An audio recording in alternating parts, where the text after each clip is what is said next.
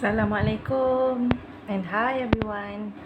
Okay, pagi ni saya nak masak sambal tumis sebab nak buat nasi lemak. Okay, saya akan masak dalam toket Lifeite.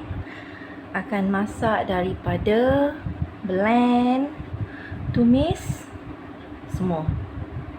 Okay, pertama kali you potong 3 biji bawang besar, masukkan di dalam.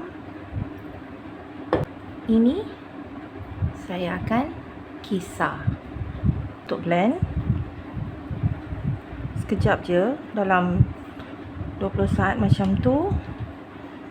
Speed, laju, ataupun kita boleh guna preset setting grinding.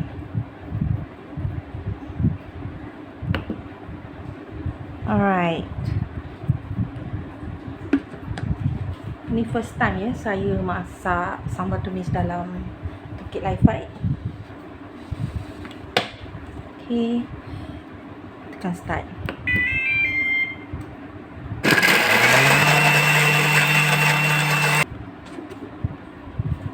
Wow, okay, boleh masukkan cili yang dah kisar. Suka pedas letak lebih. Saya letaklah dalam 2 tablespoon macam tu. Dan letak minyak. Okay, buat sambal tumis ni jangan kedekut minyak. Okay, enough, should be enough.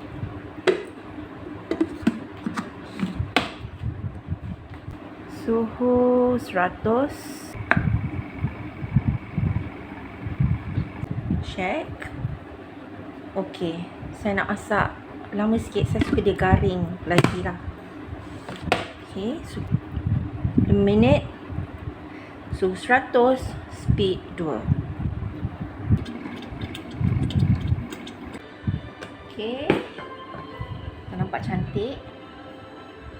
Masukkan garam, gula dan asam jawa.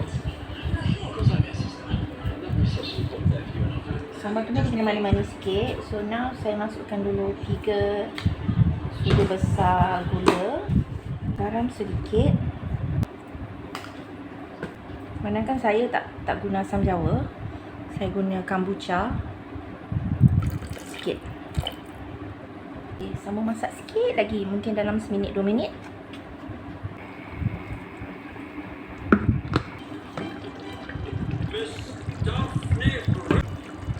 Boleh check.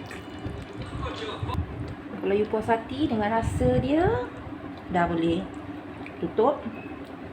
Kalau nak adjust lagi masin ke apa ke, boleh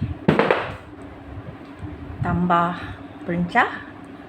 Tapi setakat ni kira dah jadi sambal tumis buat dengan toket Lifeite. Okay, itu sahaja. Bye.